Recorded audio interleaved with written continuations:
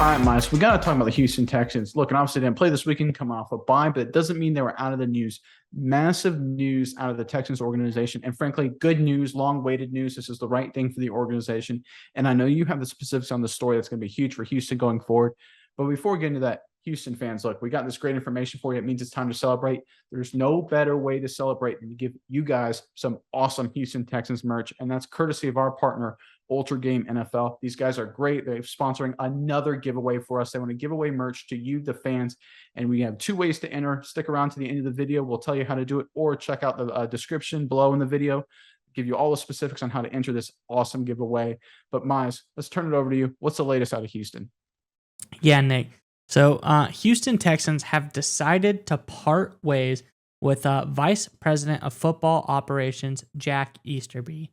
And, you know, some people might say, oh, it sounds like an important part of the team. And it is. And you'd think, yes, Jack Easterby sounds like a guy, a lot of football acumen.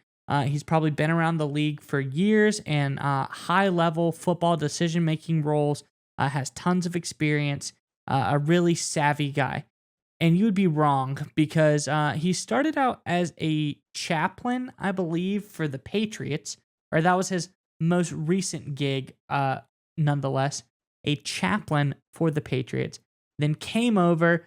He was a character coach and player personnel developer as well, and came to the Texans in that sort of role after head coach and general manager Bill O'Brien was fired. He then made some lateral moves and was then promoted to Vice President of Football Operations.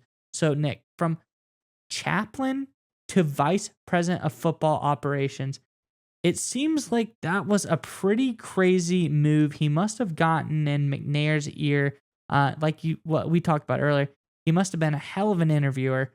He's moved his way up the ranks in the Texans organization, but he hasn't been to any positive notion there. A lot of people have criticized him as part of the team, most notably Texan star wide receiver Andre Johnson has talked about how he did not like Easterby and how he has rose to power in the organization.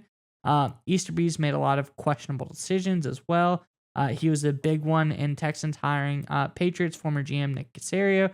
He also was pretty vocal in the hiring of David Culley. A couple of other key decisions made. I believe he was also involved in the trading of DeAndre Hopkins.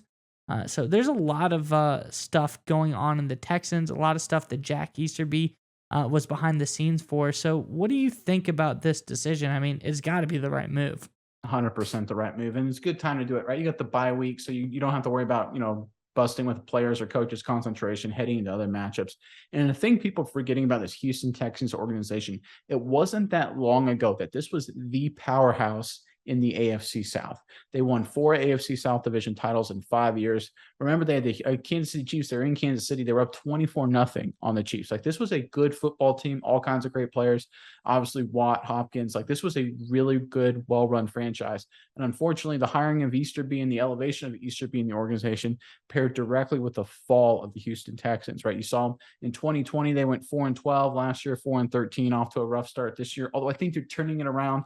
They just had to, kind of recreate the roster from the bottom up. They got some good players. I like Stingley. Damian Pierce looks like he's going to be a stud. So we'll see how it goes as the Houston Texans look to rebuild.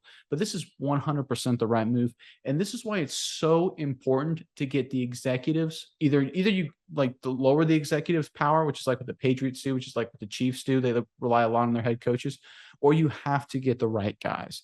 As a Cowboys fan myself, I'm very well aware what happens when you have powerful people in executive roles doing bad things for your organization. Good teams go bad fast. At least the Houston Texans, led by the McNairs, finally decided to move off of them, get rid of Easterby, kind of cut that head off, because it looks like they're in the right direction. And according to longtime Houston reporter John McClain tweeted this. He said, Easterby firing had nothing to do with the job status of Caserio and Smith. They aren't going anywhere. Caserio has the Texans on the right track. So again, this isn't a cleaning house thing. This isn't like, hey, we're going to restart the reload. We're not firing Culley. We're firing Smith, looking for another guy. Nope. We like Smith. We like Caserio. We like the direction we're in. We just need to get rid of Easterby because he's kind of a roadblock in that direction. Yeah, Nick. And they talk about how Easterby had been vocal about everything. But I feel like the Texans have been wise to his antics as well. They say he was less vocal, less visible in the hiring of Coach Lovie Smith, which is good. I like Lovie Smith. I like what he's doing at the Texans. Um, and also that this past draft, Casario did a really great job. Texans have a couple stars in the making emerging. Obviously, Dameon Pierce is phenomenal, and Jalen Petre seems to have the makings of a pretty stud safety as well. So, like you said, the Texans have a really nice young nucleus. They seem primed to make some big moves going forward. They got maybe like another year or so, and they can put together all the pieces needed. But Texans looking really good, on the right track. If Casario was obviously was involved in the drafting these players, like you said, he should stick around as well. But I think between him, Lovie Smith, and these new playmakers they have on this Texans offense and defense, they're headed in the right direction. All right, you guys made it to the end of the video. That means it's time to figure out how you can enter to win this awesome giveaway to get some crazy good merch courtesy of Ultra Game NFL. They're a great apparel company, high quality stuff, some of the best merch you'll find. Mize has that awesome shirt on. I've got the hoodie right here. And this Ultra Game NFL loves you guys, love the viewers, loves the fans, and they love this game. That's why we want to give away merch to you guys. Mize, tell them how the viewers can enter to win this awesome giveaway. Yeah, Nick, I'll have to say I am quite jealous of the hoodie. It looks really, really great, really high quality. But if you want your own high quality merch from Ultra Game NFL, as we said, giving it away, and it's just this easy to enter the giveaway. Be subscribed to our YouTube channel here at Saturday Morning Inspection.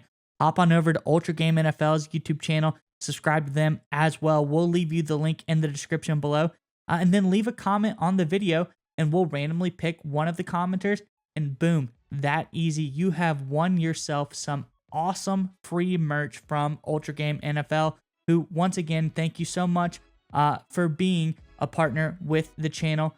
They give away great merch, and if you don't win the giveaway, you can still go check out Ultra Game NFL on Amazon.